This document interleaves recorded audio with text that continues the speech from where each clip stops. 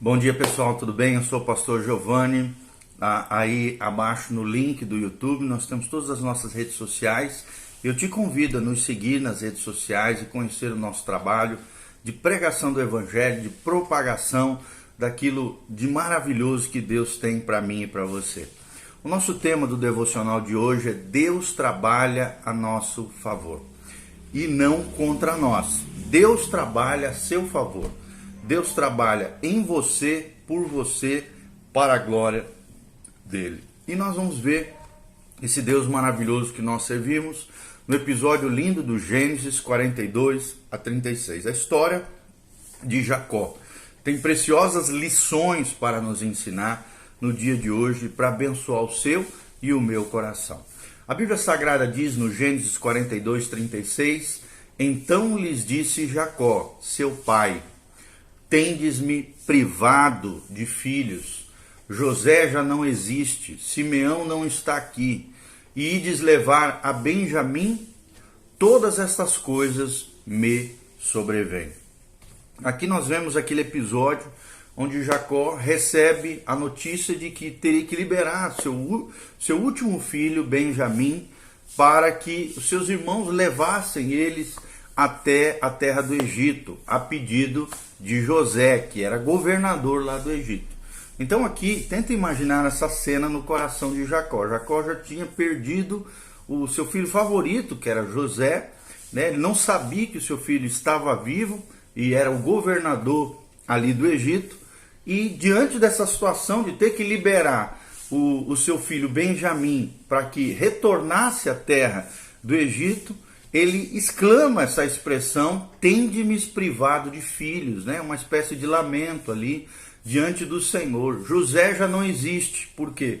Porque no coração de Jacó ele havia perdido José, ele achava que José estava morto. Simeão não está aqui, porque Simeão estava preso lá com José no Egito, para que eles trouxessem Benjamim de volta. E ides levar a Benjamim é como se fosse uma expressão, e agora? Vou perder mais um filho? Todas essas coisas me sobrevêm. Então, quando as coisas ruins nos sobrevêm, quando as coisas difíceis podem assolar o nosso coração, né? Quando as situações calamitosas podem se chegar até nós, as tempestades, as circunstâncias difíceis, as adversidades, nós estamos vivendo uma situação assim, né? Uma pandemia mundial, Covid-19, o famoso coronavírus. Aí as pessoas angustiadas, ao mesmo tempo temerosas com tudo isso. E como é que Deus se posiciona com relação a tudo isso? O que nós podemos esperar de Deus diante dessas situações complicadas que a humanidade está vivenciando hoje? O que nós vamos aprender através das Escrituras e também desse episódio curto que nós mencionamos aqui é que Deus trabalha a nosso favor e não contra nós. Ou seja, Deus não perdeu as rédeas da história. Deus não foi pego de surpresa. Deus continua trabalhando a seu favor. Se você estiver nele, com o coração confiante nele, saiba que Deus está trabalhando a seu favor, em você, através de você, para a glória dele, e jamais contra você. Eu me lembro das palavras de Paulo lá em Romanos 8, quando a Bíblia Sagrada nos diz, todas as coisas cooperam para o bem daqueles que amam a Deus. E nós vamos estar falando um pouquinho mais sobre essa história linda de Jacó.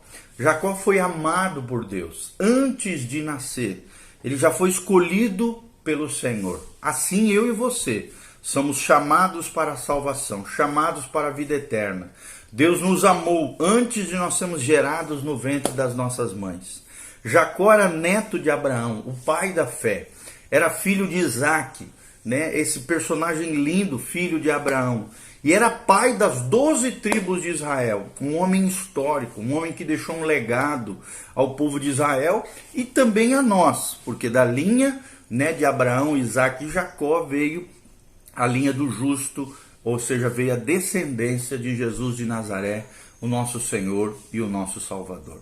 Então a história de Jacó é uma espécie de zigue-zague, de altos e baixos. Tem momentos bons e momentos ruins, altos e baixos.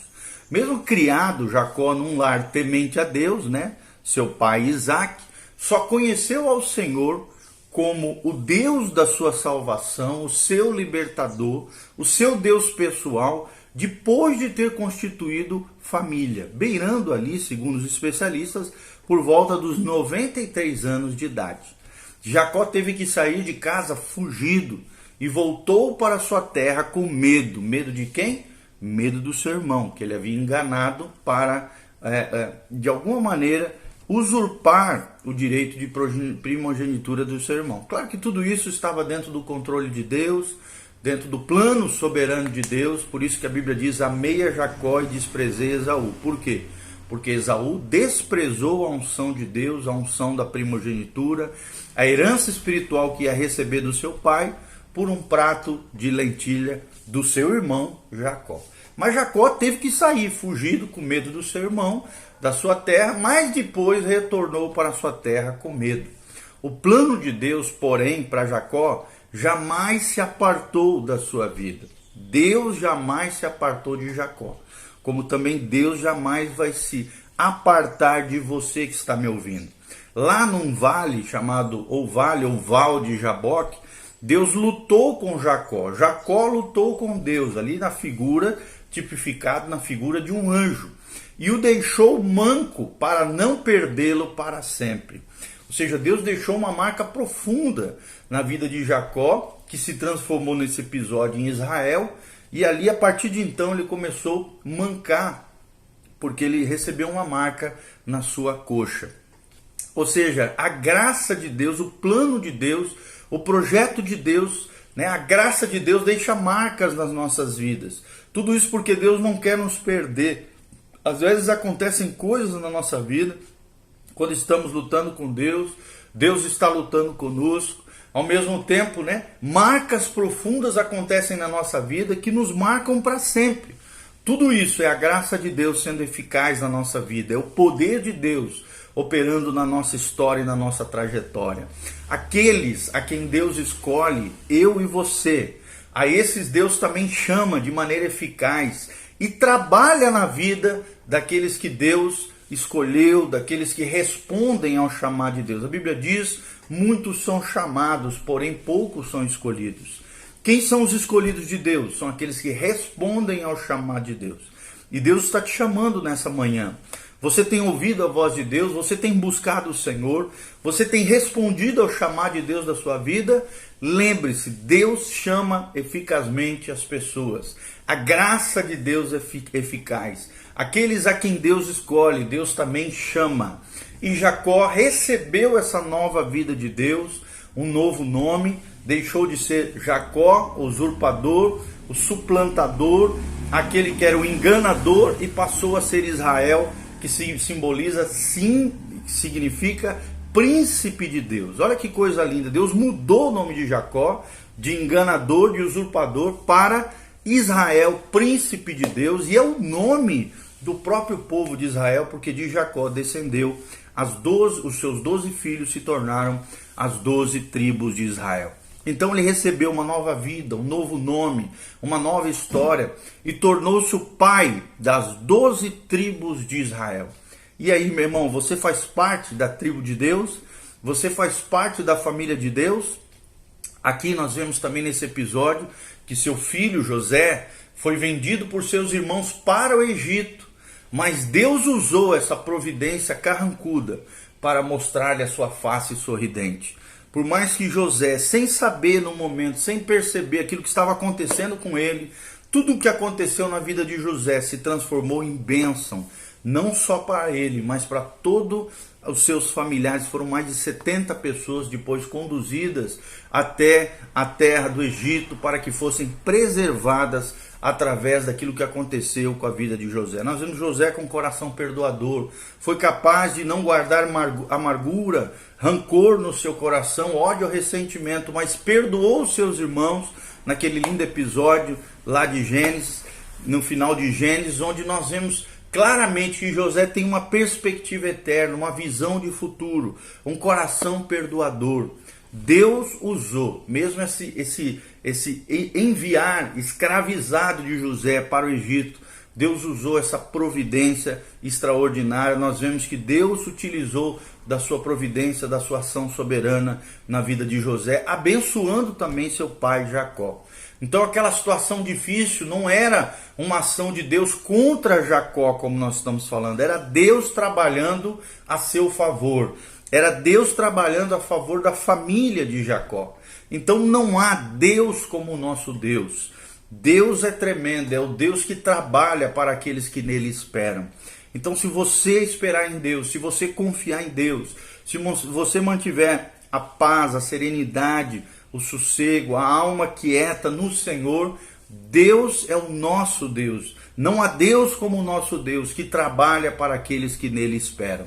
Então aquilo que Jacó imaginava ser a sua ruína, como esse relato que nós lemos de Gênesis, aquilo que ele achava que tinha acontecido de maior tragédia, e o medo que assolava o seu coração era perder ainda mais um filho, Benjamim.